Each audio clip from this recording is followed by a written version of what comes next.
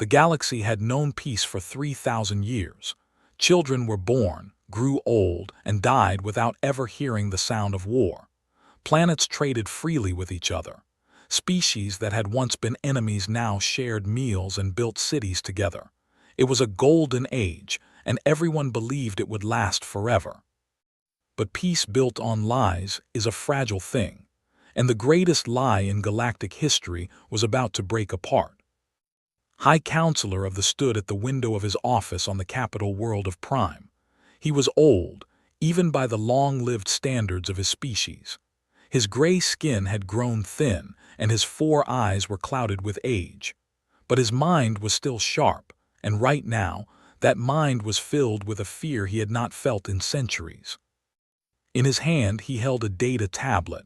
The message on it was short, only 5 words, but those 5 words had the power to destroy everything. The barrier has gone dark. Closed his eyes and remembered. He remembered the war. He remembered the fear. He remembered the enemy that had almost ended everything. He remembered the humans. 3,000 years ago, the galaxy had been different. The Galactic Concordat was an alliance of 12 elder species. They had ruled the stars for millions of years. They had seen countless younger races rise and fall. They had faced threats from every corner of the universe, and they had always won. Then they found Earth. It was a small planet, orbiting an ordinary yellow star in an unremarkable corner of the galaxy. The species that lived there called themselves humans. They were primitive. They had only just begun to explore their own solar system. Their technology was crude. Their weapons were laughable. They should have been easy to control. The Concordat sent a diplomatic fleet to make first contact. The plan was simple. They would offer the humans a place in the galactic order. The humans would accept. They always did. Every species the Concordat had ever encountered had eventually bowed to the wisdom of the elder races. The humans did not bow. Still did not understand what went wrong. The historical records were incomplete. Much had been destroyed or hidden in the years since, but he knew the basic facts. The diplomatic mission had failed. There had been some kind of incident. Shots were fired. People died. And then the humans attacked. It should have been suicide. A single primitive species against the combined might of 12 star-spanning civilizations. The war should have lasted days, weeks at most. The Concordat had thousands of warships. They had weapons that could crack planets. They had technology that the humans could not even understand. But the humans did not fight like any enemy the Concordat had ever faced. They did not surrender when they were outnumbered. They did not retreat when they were. They did not negotiate when they were losing. Instead, they fought harder. They adapted. They learned. In the first year of the war, the Concordat destroyed Earth's space fleet 3 times. Each time, the humans built a new one. Each time, the new fleet was better than the last. The humans studied the Concordat's weapons and found ways to defend against them. They studied the Concordat's ships and found their weaknesses. They took apart every piece of captured technology and figured out how to make it their own. By the end of the first year, human ships could match Concordat ships in combat. By the end of the second year, they were winning. Remembered the reports from the front lines. He remembered the disbelief in the voices of the commanders. He remembered the fear. They learn too fast, Admiral had said. We use a weapon once and they have a counter for it within weeks. We develop a new tactic and they adapt to it within days. It is like fighting our own reflection, except the reflection is always one step ahead. But it was not just the humans' ability to adapt that terrified the galaxy. It was the way they fought. The other species of the galaxy had evolved past raw aggression. War for them was a matter of calculation. You fought when the numbers favored you. You retreated when they did not. You surrendered when defeat was certain. It was logical. It was efficient. It was civilized. The humans did not understand this, or perhaps they understood it and simply did not care. They fought with a fury that the galaxy had never seen. They charged into battles they could not win. They sacrificed themselves to take down enemy ships. They kept fighting even when their bodies were broken and their weapons were empty. They treated death as an inconvenience rather than an ending. Remembered a recording from the Battle of Station. A human pilot, her ship crippled and burning, had aimed her vessel at a concordat carrier. She had been offered the chance to surrender. Her response had been broadcast on an open channel for everyone to hear. "You started this," she had said. "We're going to finish it." Then she had accelerated into the carrier's engine core. The explosion destroyed both ships and damaged 3 others nearby. This was not an isolated incident. It was a pattern. The humans seemed to believe that defeat was impossible, or perhaps they simply did not care about defeat.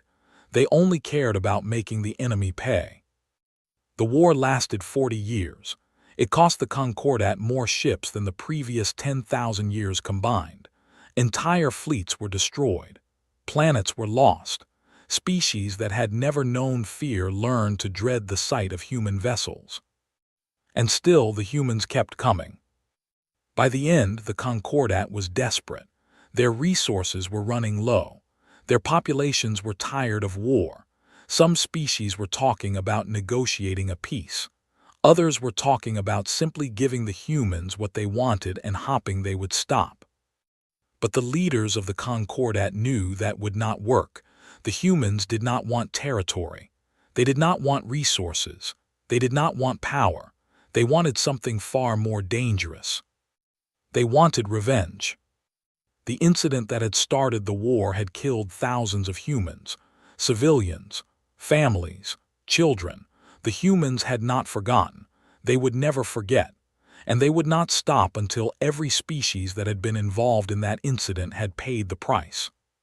So the Concordat made a different choice. They could not defeat the humans. They could not negotiate with them. They could not reason with them. But perhaps they could contain them. It took 10 years of secret research. The minds from all 12 species worked together on the project. They called it the Veil. It was a quantum barrier, a wall of twisted space-time that would surround the entire Sol system. Nothing could pass through it. Nothing could break it. Not from the outside. And not from the inside. The barrier was activated on what the humans called July 4th, 2347. Always thought there was a bitter irony in that date. The humans had once celebrated that day as a symbol of freedom. Now it would mark the beginning of their prison. The Concordat did not tell anyone what they had done. The official story was that the humans had been defeated. Their planet had been destroyed. Their species was extinct. The war was over. The records were erased. The star charts were altered. The entire sector of space where Sol system existed was simply removed from every database in the galaxy. Within a generation, the humans became a myth. Within a century, they were forgotten entirely. Only the highest leaders of the Concordat knew the truth, and they passed that truth down to their successors in whispered conversations in locked rooms. The humans were still there, trapped behind the veil, still alive, still watching. Still waiting. For 3,000 years, the galaxy lived in peace. New generations were born who knew nothing of the war. The 12 species of the Concordat grew and prospered. They explored new worlds. They developed new technologies. They believed they had entered an eternal golden age. No one asked what the humans were doing behind the barrier. The monitoring stations were still there, of course. Hidden at the edge of the veil, invisible to everyone except those who knew where to look. They watched Sol's system constantly, recording everything that happened inside. But no one ever checked the recordings. No one wanted to. Because the few times someone did check, the readings made no sense. Energy signatures that dwarfed stars. Structures being built in dimensions that should not exist. Signals that seemed to come from everywhere and nowhere at once. Whatever the humans were doing inside their prison, it was beyond anything the galaxy could understand. The leaders of the Concordat told themselves it did not matter. The veil was impenetrable. The The humans could build whatever they wanted inside their cage. They would never get out. Had believed that once. He had spent his entire career believing it. He had repeated it to himself every night before he slept, like a prayer, like a promise. Now he stood at his window, holding a data tablet with 5 words on it, and he knew that everything he had believed was a lie. The barrier had gone dark, the veil had fallen, and the humans were free. He did not know how it had happened. The veil was supposed to be indestructible. It was supposed to last forever. It was supposed to keep the humans contained until the stars burned out. But the monitoring stations had stopped receiving data. One by one, they had gone silent. And then, just before the last one went dark, it had sent a single image. Looked at the image on his tablet.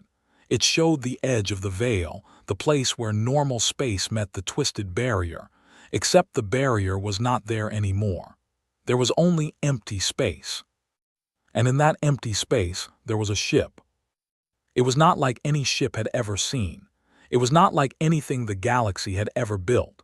It was huge, larger than a moon, and it was made of something that seemed to shift and flow like liquid metal. Strange lights played across its surface, and it moved through space with a grace that should have been impossible for something so massive. On the front of the ship, there was a symbol. It took a long moment to recognize it. It was an old symbol, one that had been erased from galactic records 3,000 years ago. It was the flag of Earth. Set down the tablet and looked out the window at the stars. Somewhere out there, the humans were coming. After 3,000 years, they were finally free, and he had no idea what they wanted. Revenge? Perhaps. The humans had never forgotten a wrong. They had never forgiven an enemy. They had spent 40 years trying to destroy the Concordat for a single incident. What would they do after 3,000 years of imprisonment? But there was something else in the image that bothered him, something that made his fear even greater.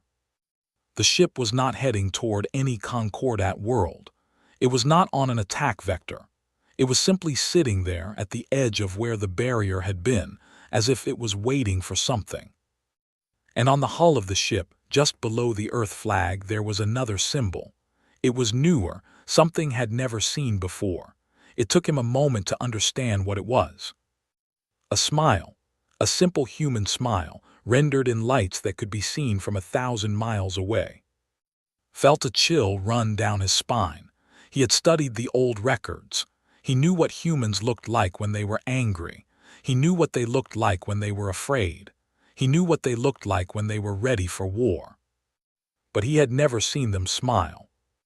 And somehow, that smile was more terrifying than any weapon he could imagine. The door to his office opened. His assistant, a young named, rushed in with a look of panic on her face.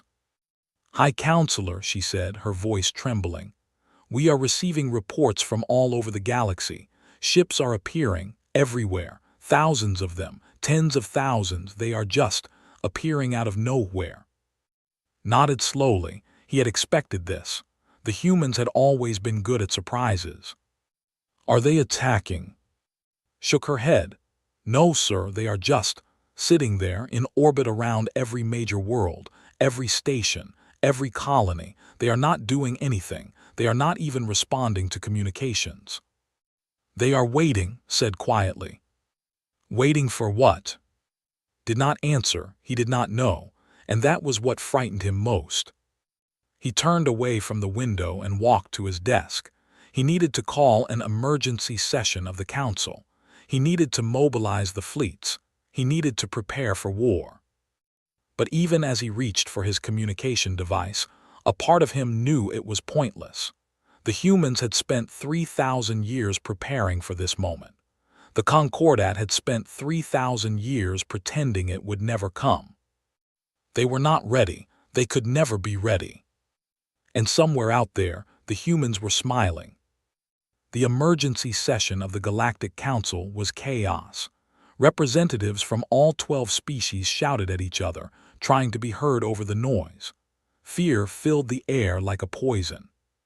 "We must attack now," Admiral of the demanded. before they have a chance to organize. Attack with what? Chancellor of the replied. Our fleets are scattered across the galaxy. By the time we gather them, the humans will have fortified every position. Then we negotiate, suggested Elder of the. We offer them whatever they want, territory, resources, reparations for the war. You fool, spat. You cannot negotiate with humans. They do not understand negotiation.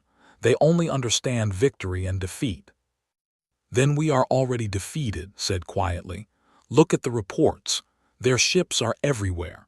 They appeared out of nowhere all at the same time.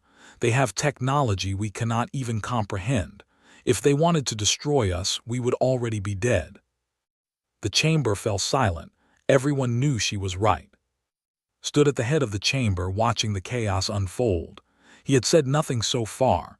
He was too tired, too afraid, too old. But now he raised his hand, and slowly the noise died down. We do not know what the humans want, he said. We do not know why they are here, but we know one thing. 3,000 years ago we had a choice. We could have tried to make peace with them. We could have tried to understand them. Instead, we locked them away and tried to forget they existed. He paused and looked around the chamber at the frightened faces of the galactic leaders. That was a mistake, he continued. Perhaps the greatest mistake in the history of our civilization, and now we must face the consequences of that mistake. We cannot run. We cannot hide. We can only wait and see what the humans have become. He looked up at the ceiling, as if he could see through it to the stars beyond, and pray that whatever they have become, they are willing to forgive. The chamber was silent. No one had anything to say, because they all knew deep in their hearts that forgiveness was not something humans were known for. Outside in the darkness between the stars, the human ships waited, patient, silent, smiling. After 3,000 years, the long wait was finally over, and the galaxy would never be the same again. Ambassador of the had always asked too many questions. It was a trait that had served her well in her career as a diplomat.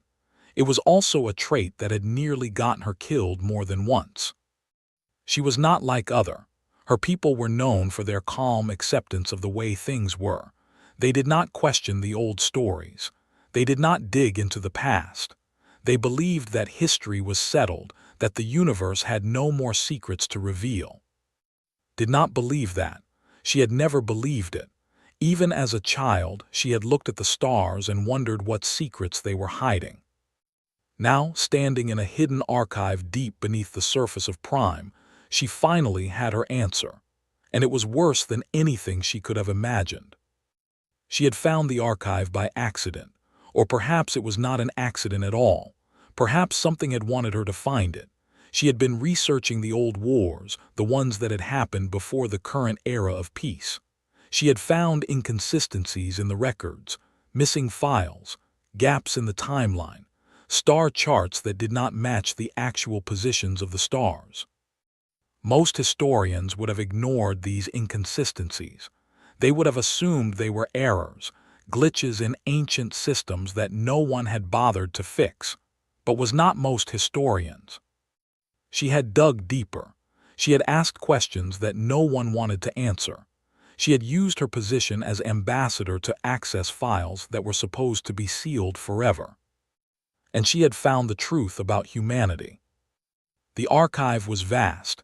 It contained millions of records, videos, reports, and analyses. It contained everything the Concordat had tried to erase. The first contact with Earth, the incident that started the war, the 40 years of conflict that followed, and finally, the veil.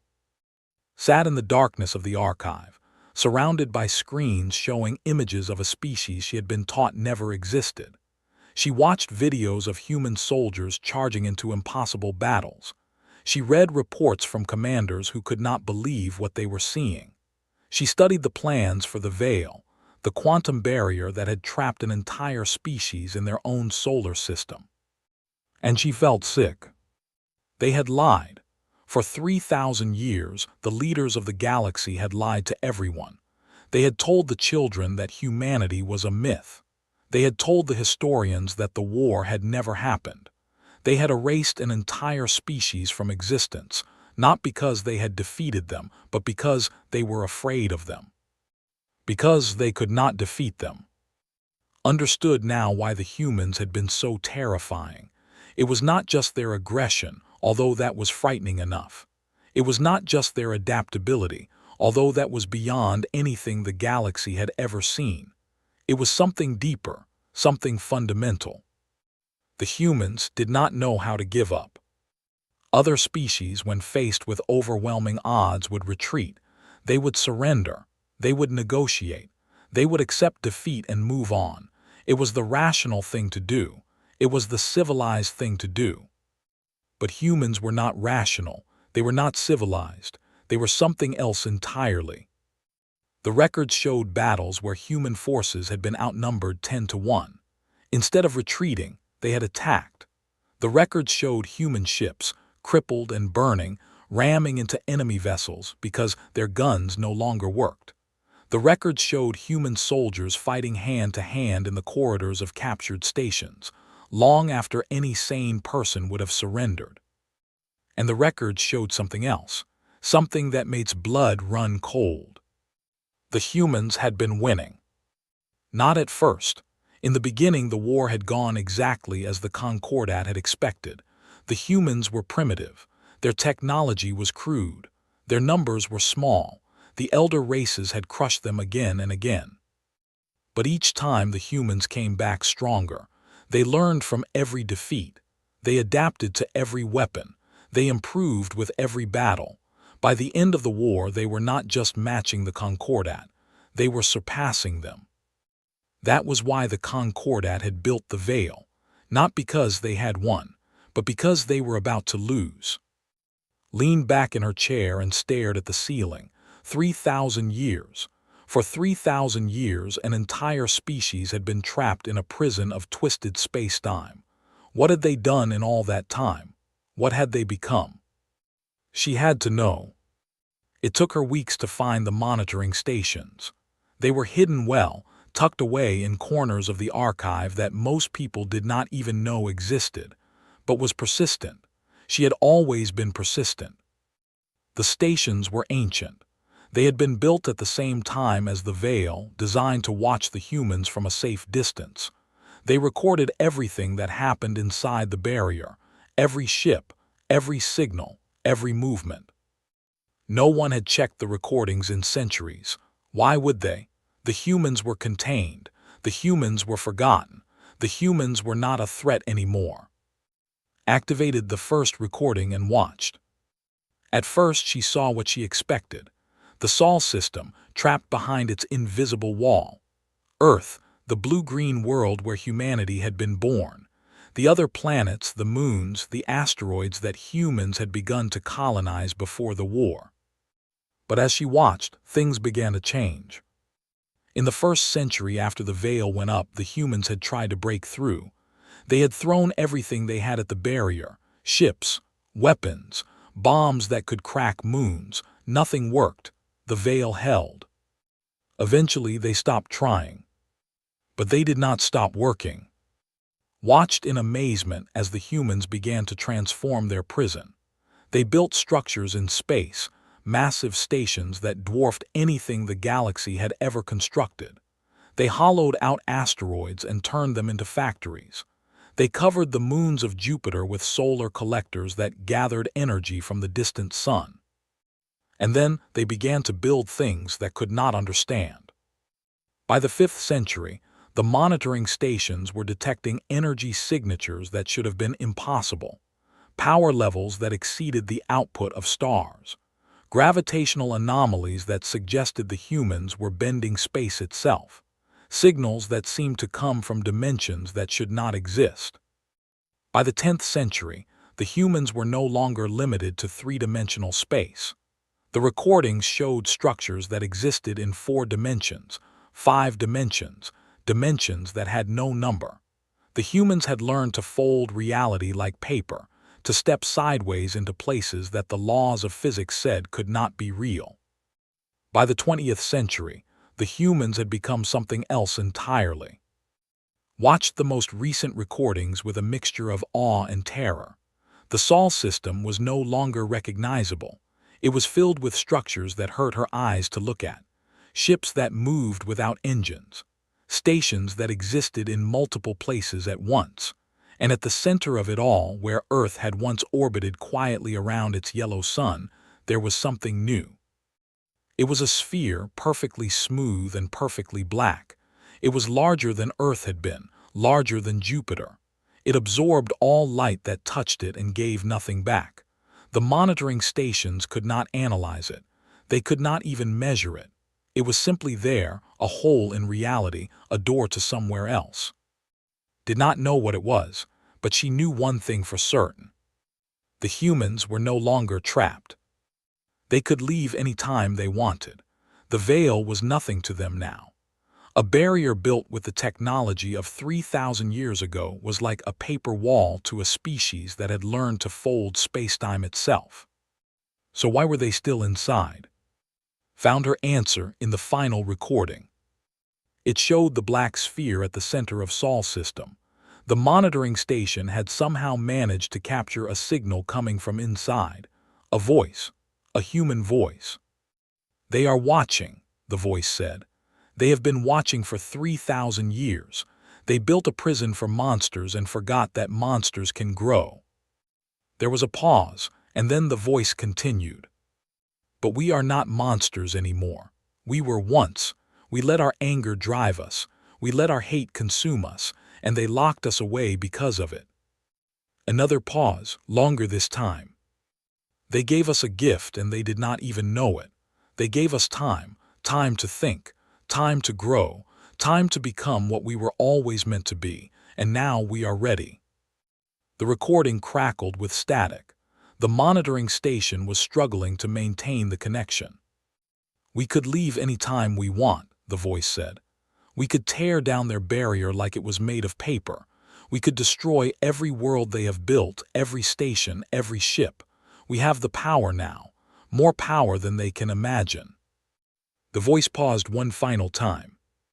"But we will not, because we have learned something in our long imprisonment. Revenge is a finite fuel. It burns hot, but it burns out. We have burned through our revenge. We have burned through our hate, and now we are left with something else. Curiosity. We want to see what happens next. We want to see what the galaxy has become. We want to meet the children of our enemies and see if they are different from their parents. So we will wait, we will watch, and when the time is right, we will open the door and walk through. And we will be smiling." The recording ended. Sat in the darkness, her heart pounding. She understood now. She understood everything. The humans were not prisoners anymore. They had not been prisoners for a very long time. They were guests who had decided to stay. Visitors who were waiting for the right moment to introduce themselves. And the galaxy had no idea. Knew she had to warn someone. She had to tell the council what she had found. She had to make them understand that everything they believed was a lie. But even as she rose from her chair, she knew it was probably too late. She left the archive and made her way to the surface. The capital city of Prime stretched out before her, beautiful and peaceful in the light of the setting sun. Ships moved lazily through the sky. People walked through the streets, going about their daily lives, unaware that their entire civilization was built on a lie. Took a deep breath and started walking toward the council chambers. She did not know if they would believe her. She did not know if they would even listen, but she had to try. She had made it halfway across the plaza when the sky changed. It started as a flicker, like a light being turned on and off very quickly. Then the flicker became a shimmer, and the shimmer became a glow, and suddenly the entire sky was filled with light. Stopped and looked up. All around her, people were doing the same thing. They pointed and shouted and gasped in amazement. Ships were appearing in the sky. Thousands of them, tens of thousands. They materialized out of nothing as if they were stepping through invisible doors in the air. They were massive, larger than any ships had ever seen, and they were beautiful in a strange and terrible way. They moved with a grace that physics, They glowed with lights that seemed to come from another dimension. And on every ship, there was the same symbol, a simple image that recognized from the archives. The flag of Earth. The humans had arrived. Stood in the plaza, surrounded by screaming, panicking crowds, and watched as the human ships filled the sky. She waited for the attack to begin. She waited for the weapons to fire. She waited for the end of everything she had ever known. But the attack did not come.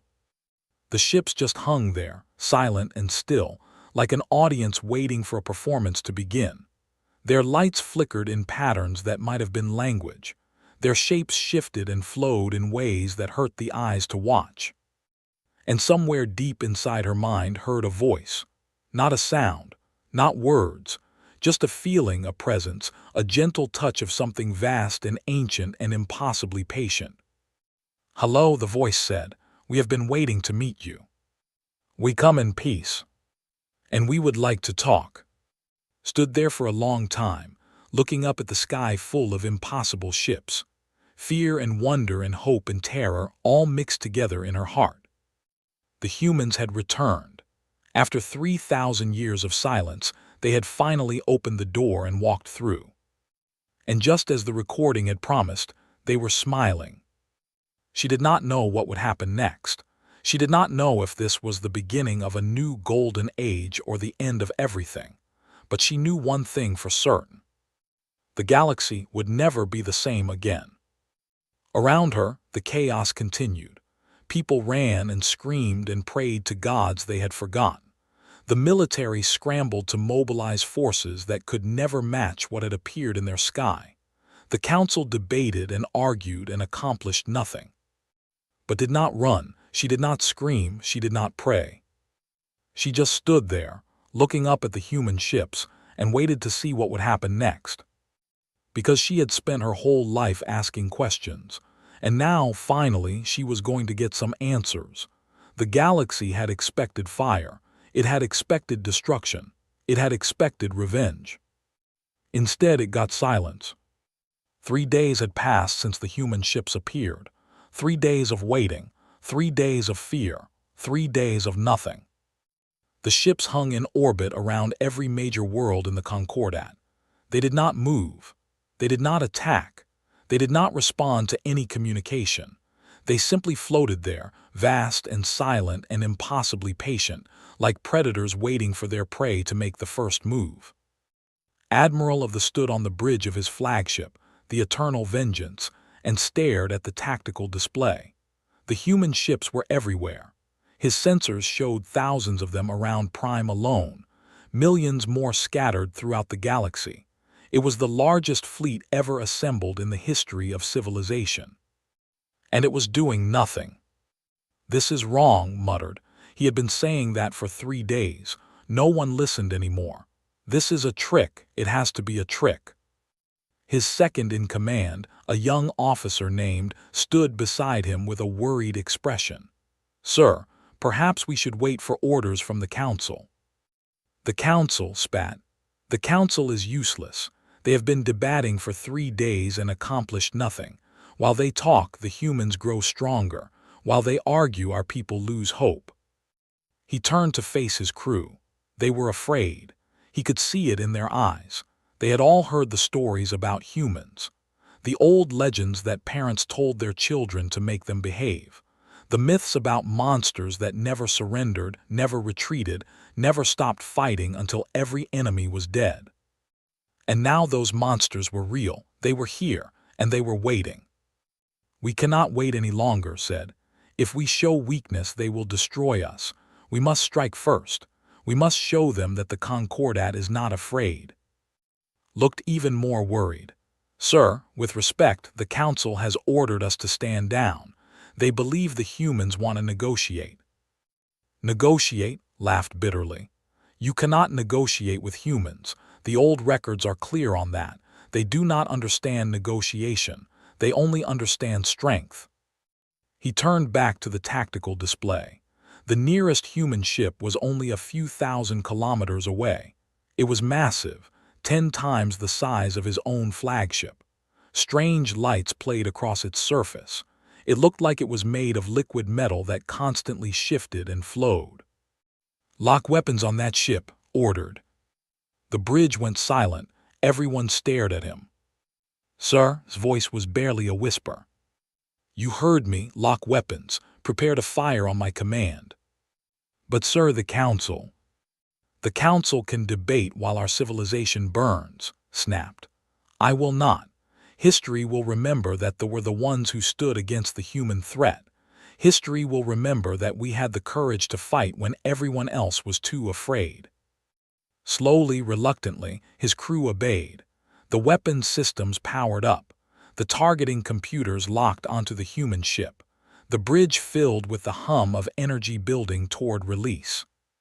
Took a deep breath. This was it. This was the moment that would define his legacy. He would either be remembered as the hero who saved the galaxy or the fool who started its destruction.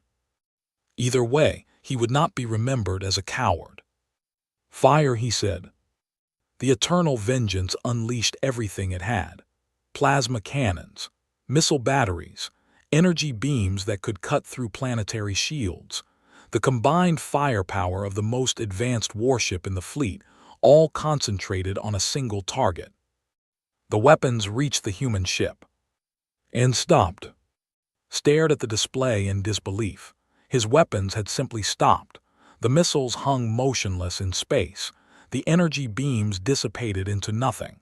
The plasma bolts faded and disappeared. "What is happening?" he demanded. "Why are our weapons not hitting?"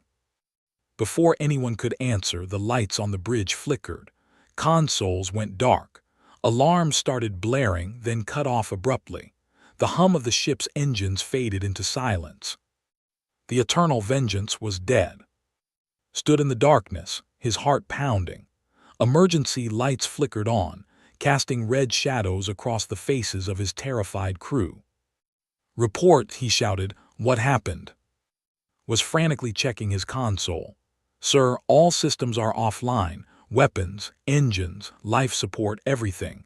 We are completely dead in space." "That is impossible. Our systems are shielded against." The main crackled to life, but instead of showing the tactical display, it showed a face. A human face. Had never seen a human before. The old records had been destroyed and only a few images remained in the most secret archives, but he recognized the face immediately. It was exactly what the legends had described. Soft features, 2 eyes, strange flat teeth, skin that could be any number of colors. This human had dark skin and gray hair. Its eyes were calm and steady, and it was smiling. "Admiral," the human said. Its voice was pleasant, warm, almost friendly.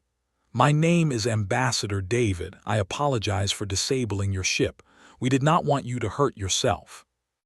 Sphere turned to rage. "How dare you? You have committed an act of war." "With respect, Admiral, you fired first.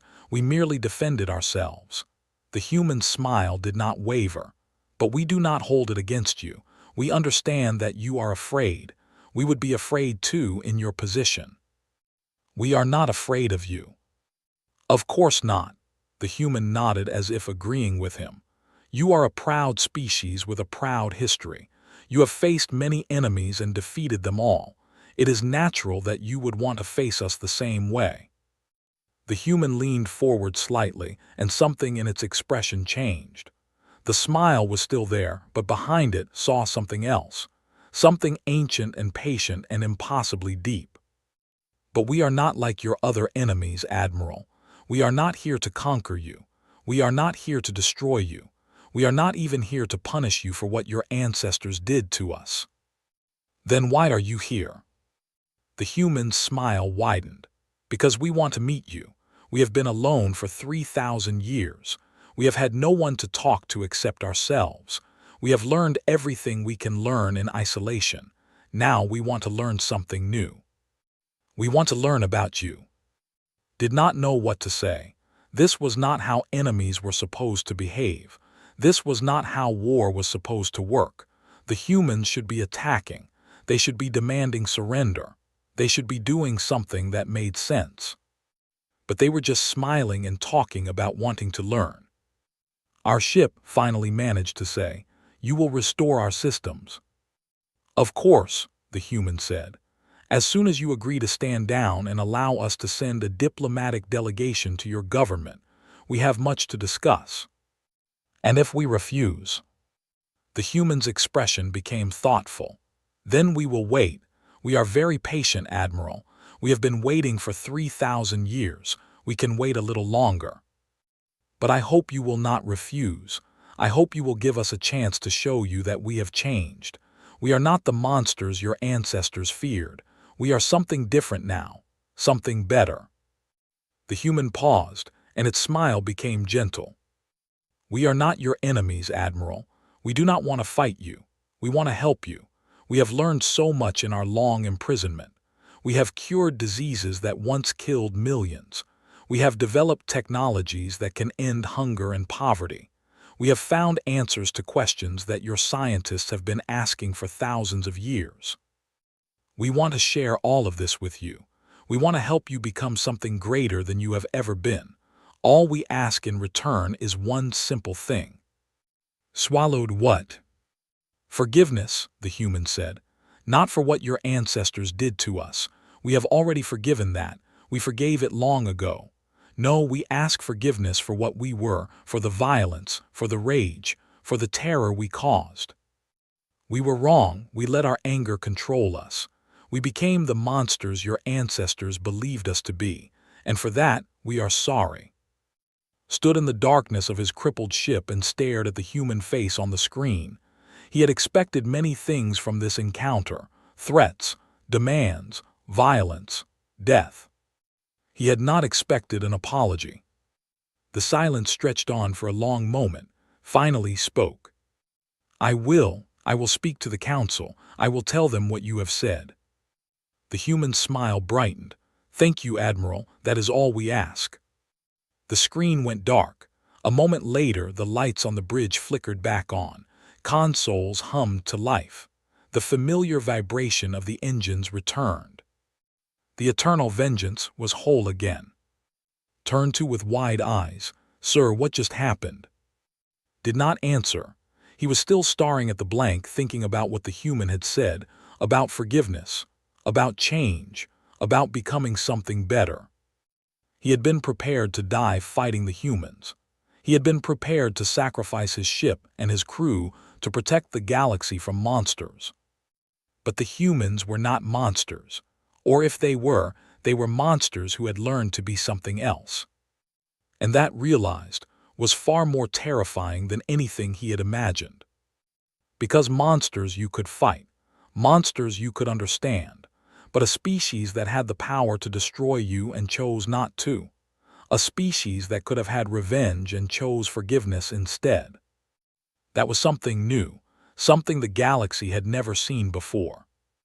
Did not know how to fight that. He did not know if anyone did. The news of the encounter spread quickly. Within hours, everyone in the galaxy knew what had happened to Admiral. The story was told and retold, growing with each telling. They had attacked the humans. The humans had disabled their ship without firing a single shot. The humans had apologized. The humans had asked for forgiveness. Some people did not believe it. They said it was a trick. They said the humans were lying, trying to catch the galaxy off guard before they attacked. They pointed to the old records, to the stories of human violence and human rage, and said that species do not change. Not really. Not ever. But others looked at the human ships hanging peacefully in their skis, and they wondered. Ambassador of the was one of the ones who wondered. She had been following the situation closely since the humans arrived. She had watched the chaos in the council chambers.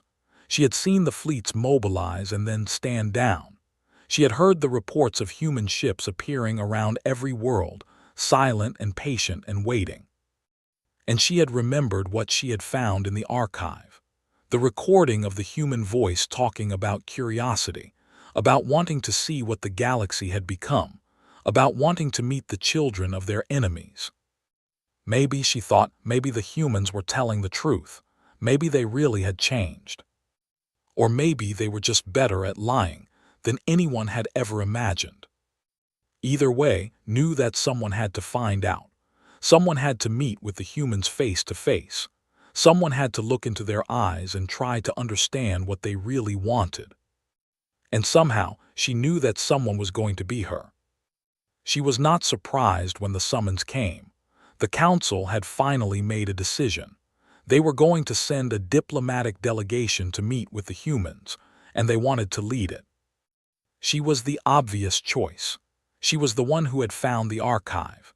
She was the one who knew the truth about the war and the veil. She was the one who understood, better than anyone, what the humans had been and what they might have become. She was also, she suspected, the one the council considered most expendable. If the humans turned out to be lying, if this was all a trap, would be the first to die. And the council could pretend they had never authorized the mission. Did not care. She had spent her entire life searching for truth.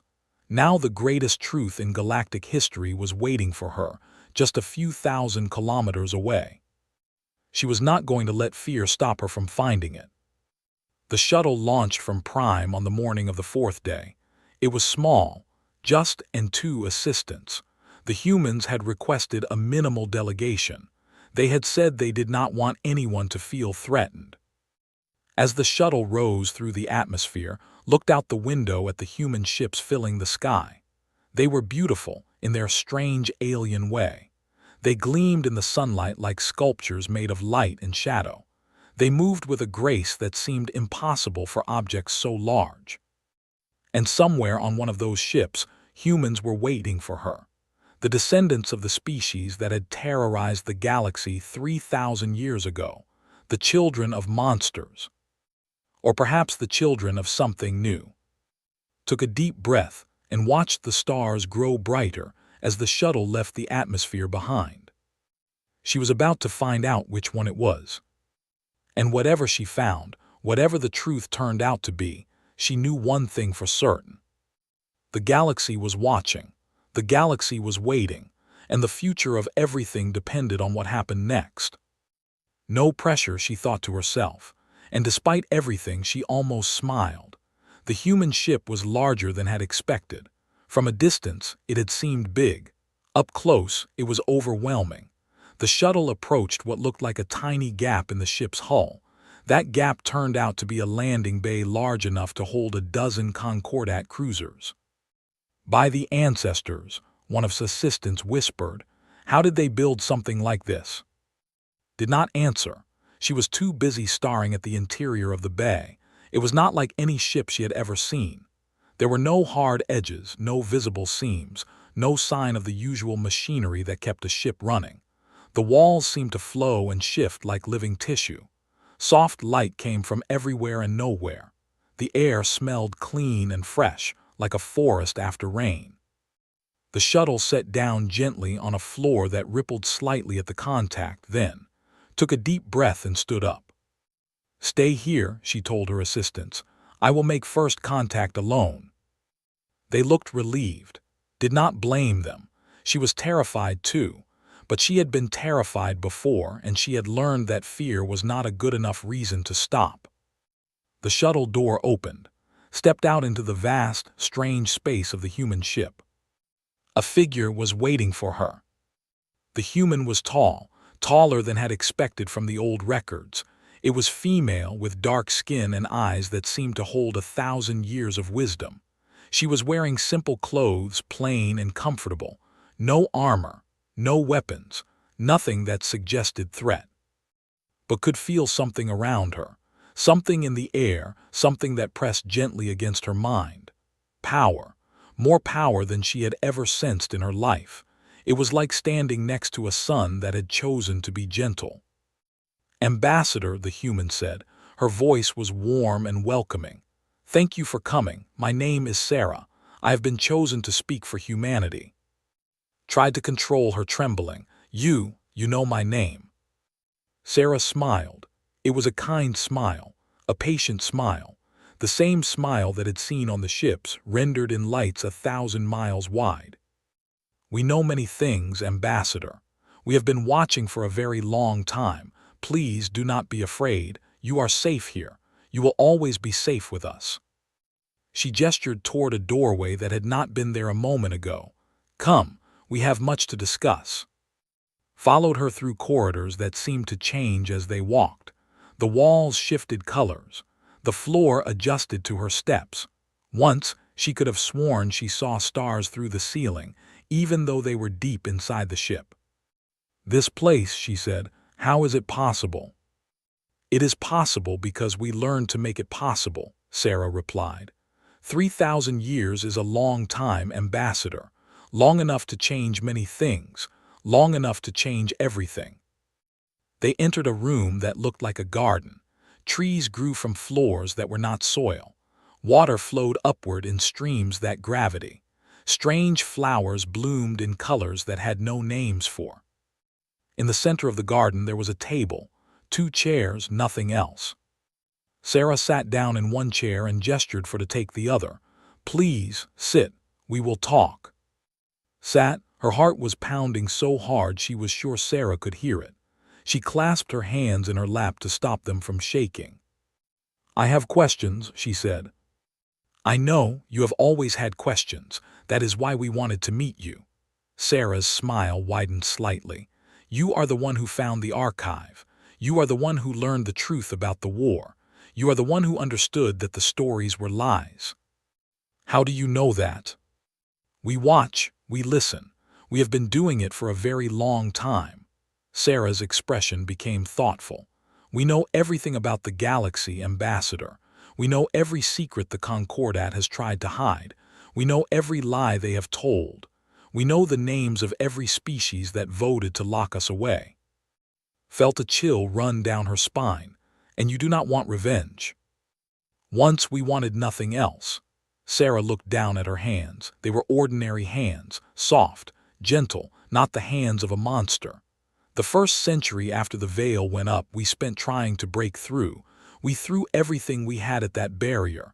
We would have destroyed anyone who stood in our way." "What changed?" Sarah was quiet for a long moment. When she spoke again, her voice was soft. "We failed. The barrier could not be broken. Not with any technology we had, not with any weapon we could build. For the first time in human history, we faced something we could not overcome through force. So we stopped trying." She looked up and her eyes met. There was something ancient in those eyes, something that had seen more than any mortal being should ever see. "We had a choice, Ambassador. We could spend eternity beating ourselves against an unbreakable wall, or we could turn around and look at what we had. What we had was ourselves, our minds, our creativity, our endless, stubborn refusal to accept that anything was impossible. So we stopped trying to break out, and we started trying to grow." Sarah rose from her chair and walked to the edge of the garden. She touched a flower, and it bloomed brighter at her touch. "The first few centuries were hard. We had to unlearn everything we thought we knew. We had to let go of our anger, our hatred, our need for revenge. Those things had defined us for so long. Without them, we did not know who we were. But slowly we found out. We discovered that there was more to being human than fighting, more than winning, more than making our enemies suffer." She turned back to face. "We learned to create instead of destroy. We learned to understand instead of fear. We learned to love instead of hate. And we grew. We grew beyond what we had ever imagined. We mapped the human mind and learned to expand it. We conquered diseases that had plagued us since the beginning of our species. We developed technologies that would have seemed like magic to our ancestors.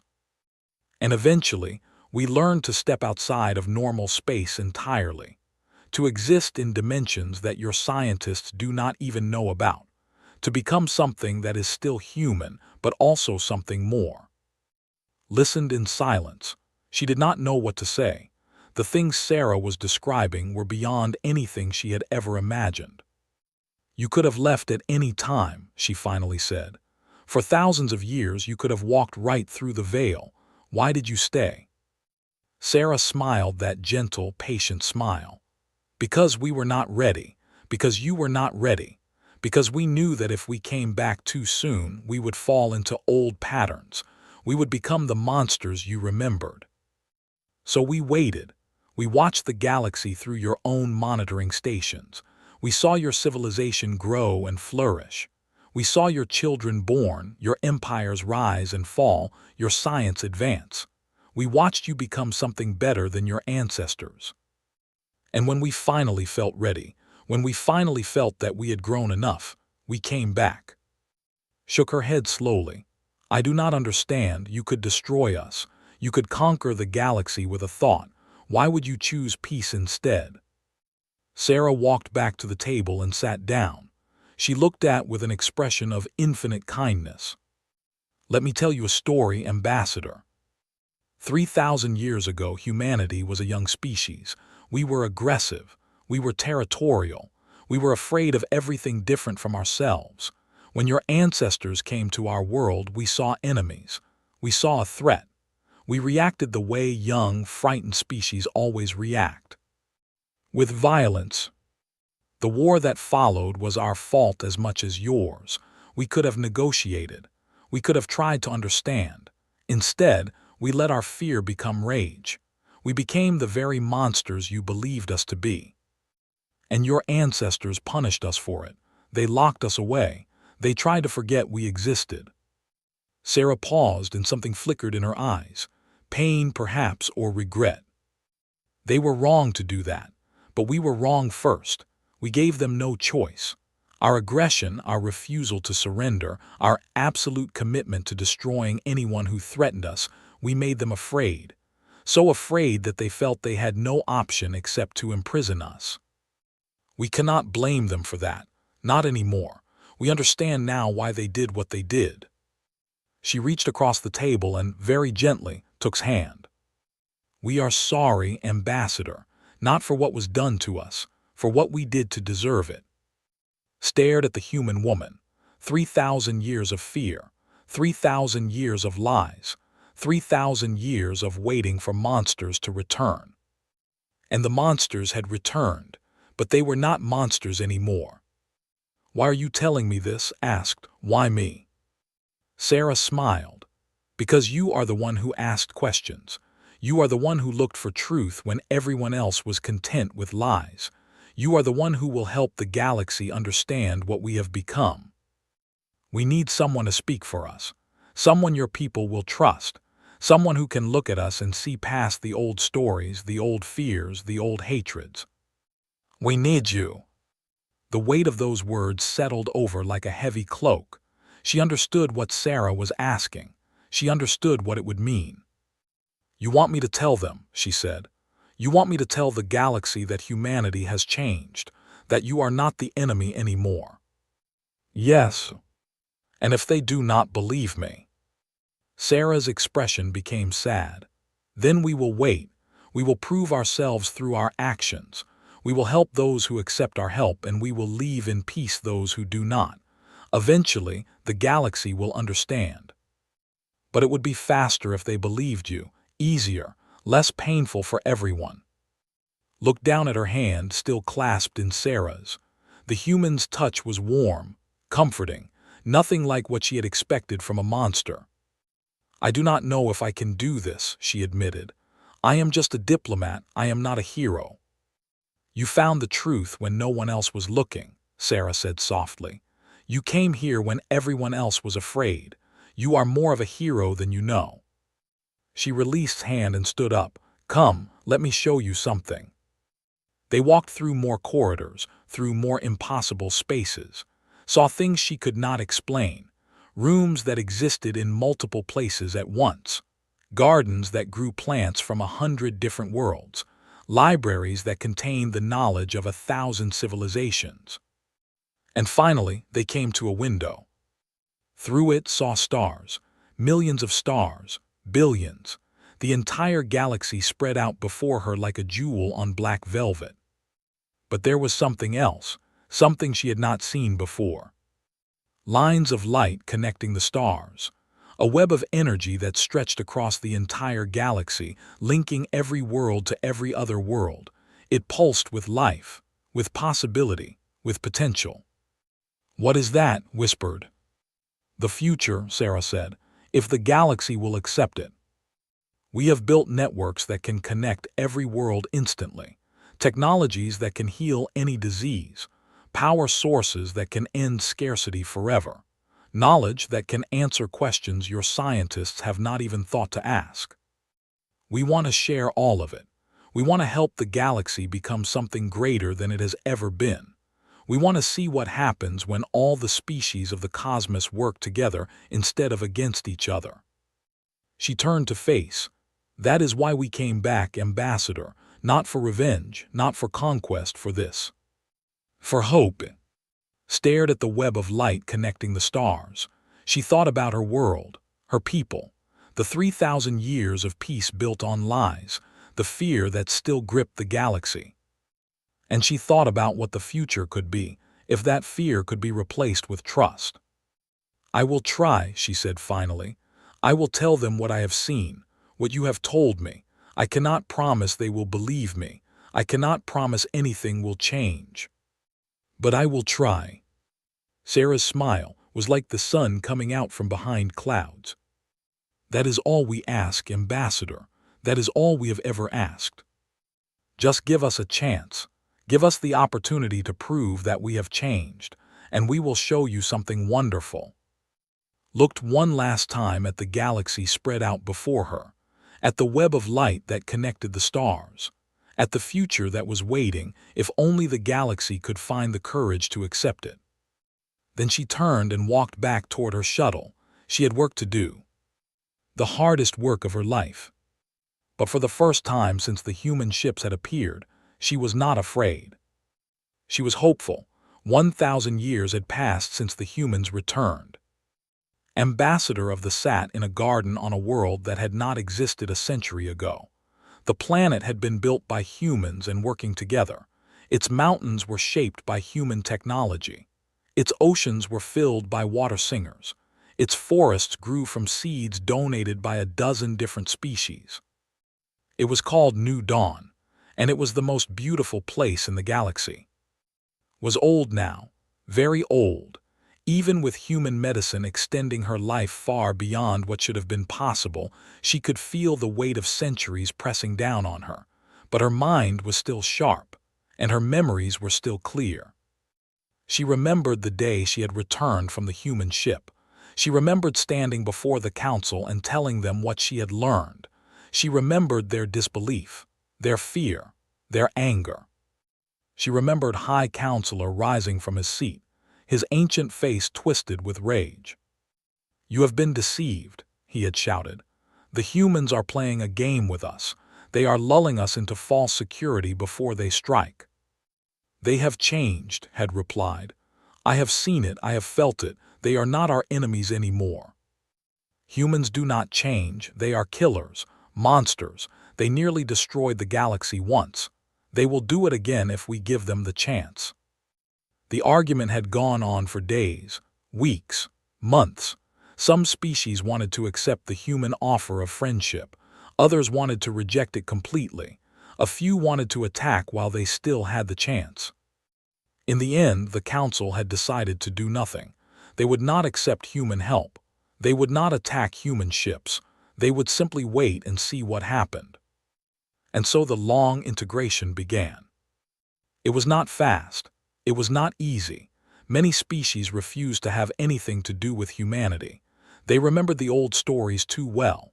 They saw human ships in their skis and felt only terror.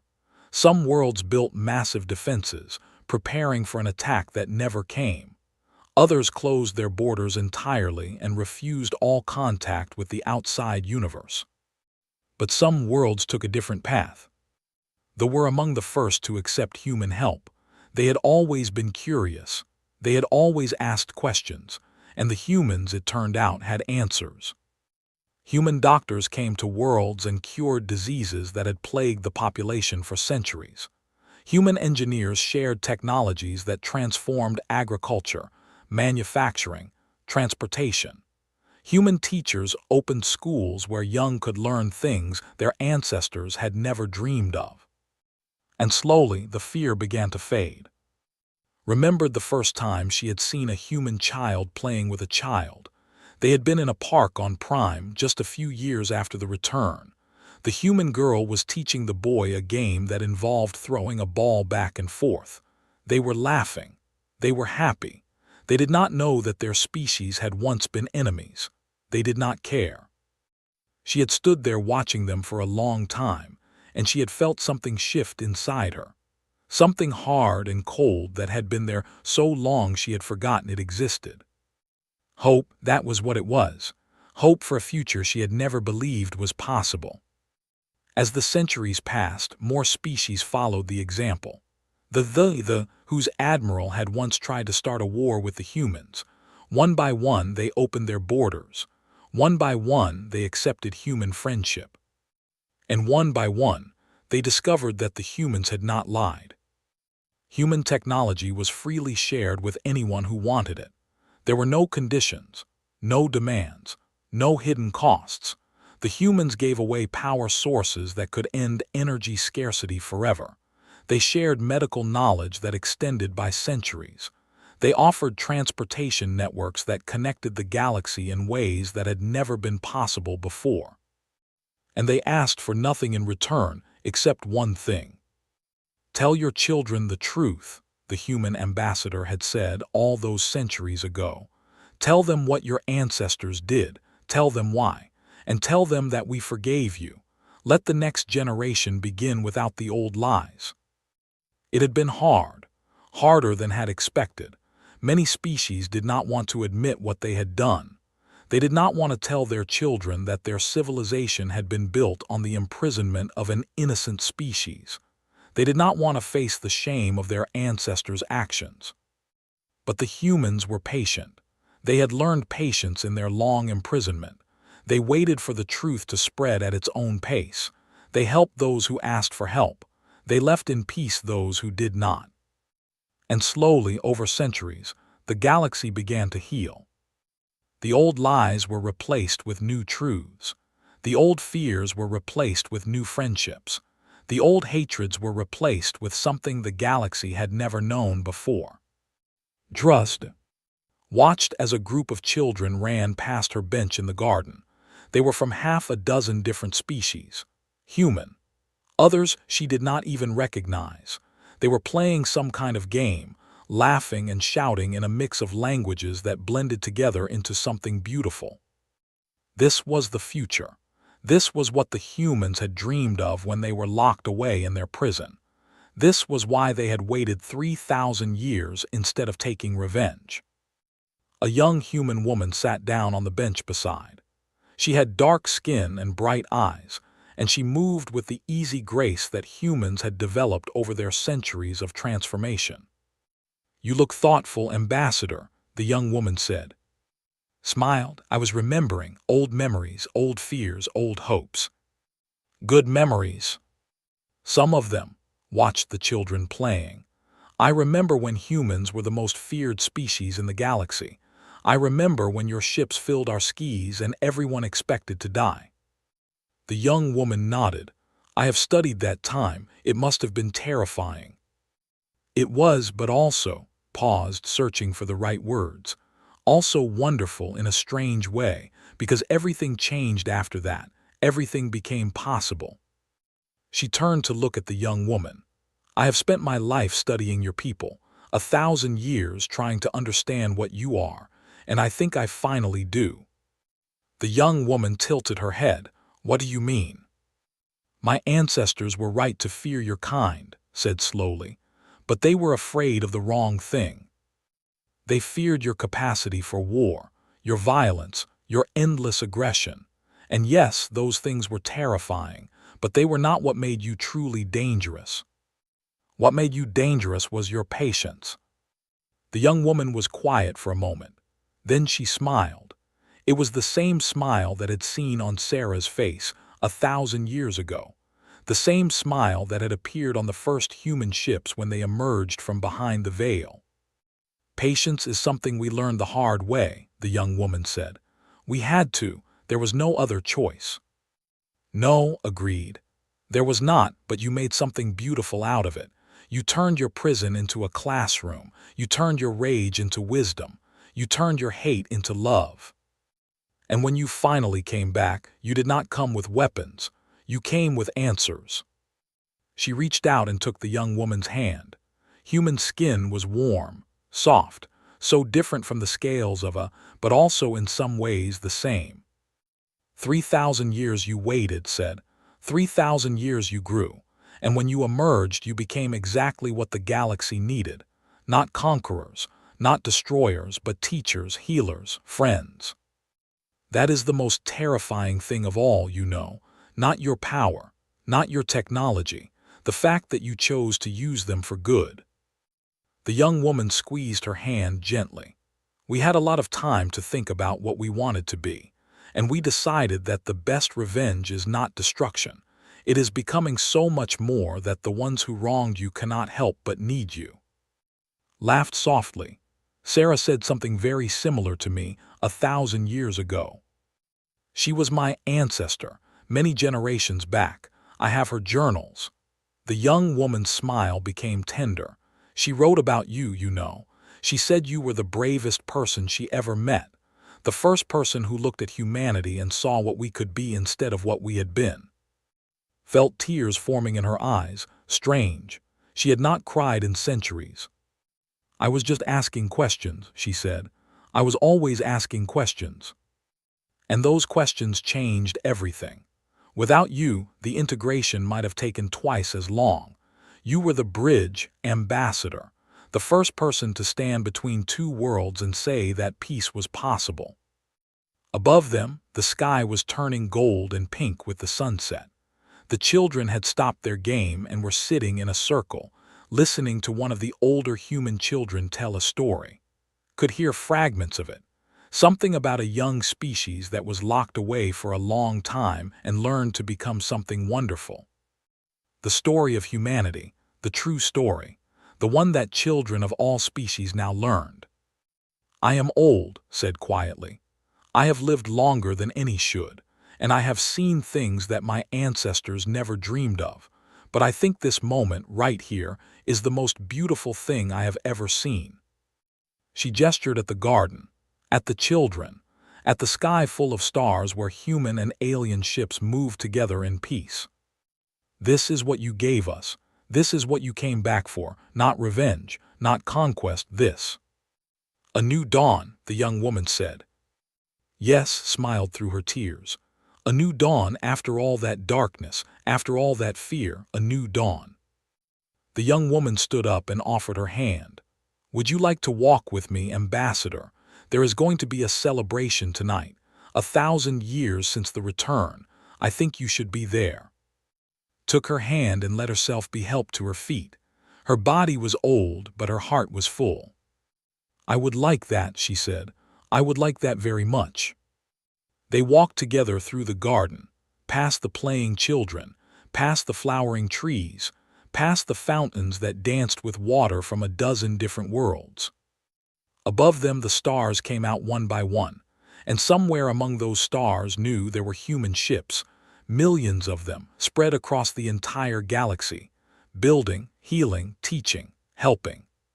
Still patient, still kind, still smiling. 3,000 years ago, the galaxy had locked away a species they feared would destroy them. They had erased humanity from history and tried to forget they existed. But humans do not stay forgotten.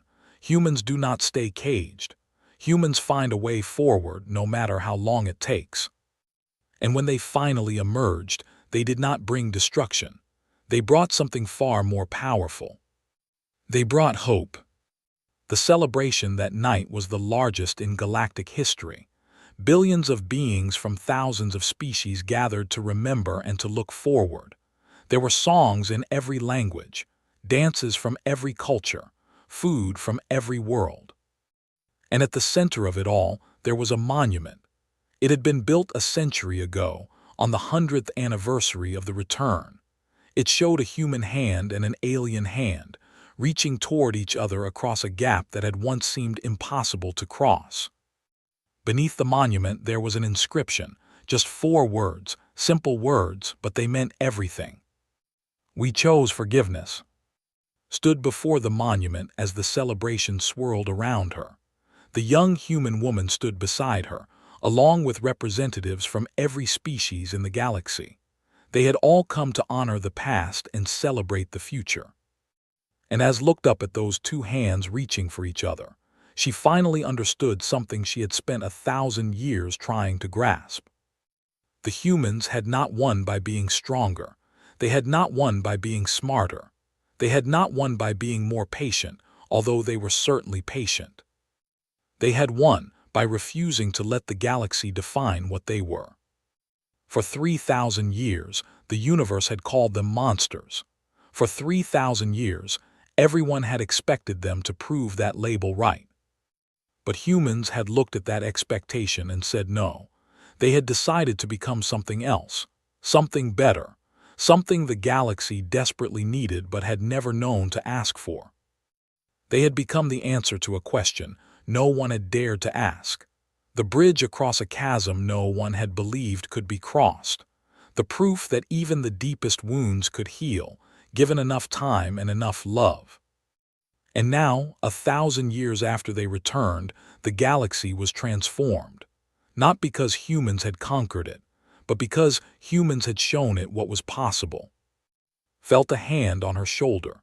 She turned to see the young human woman smiling at her. "Thank you," the young woman said, "for everything, for believing in us when no one else would." Shook her head. "I did not believe in you, I just asked questions. You did all the rest." But asking questions is how everything starts. The young woman's smile widened. It is how we found our way out of hate. It is how the galaxy found its way to trust. It is how everything beautiful begins. She looked up at the monument, with someone brave enough to ask, what if things could be different? Followed her gaze, the two hands reaching for each other, human and alien, past and future, fear and hope. What if things could be different? She repeated softly. And above them, the stars shone down on a galaxy that had finally learned the answer. Things could always be different. All it took was patience, and courage, and the willingness to forgive. The humans had shown them that. The humans, who had once been the most feared species in the universe, had given the galaxy its greatest gift. Not technology, not power, not even knowledge. Just the simple truth that hatred is not forever, that wounds can heal, that enemies can become friends. That even after 3,000 years of darkness, a new dawn can rise. And it had risen. It was rising still, and it would keep rising forever as long as there were beings brave enough to reach across the gap and take each other's hands. The celebration went on long into the night, stayed until she was too tired to stand, then let the young human woman help her to a quiet place where she could rest. As she drifted off to sleep, she heard the sounds of the celebration in the distance, laughter, music, joy. The sounds of a galaxy at peace. And somewhere she knew the humans were smiling. They had been right all along. The best revenge was not destruction. The best revenge was becoming so much more that the ones who wronged you could not help but love you. And the galaxy did love them, after everything, despite everything. Because of everything. Closed her eyes and smiled. It was a good universe, better than she had ever dared to dream. And it was only the beginning.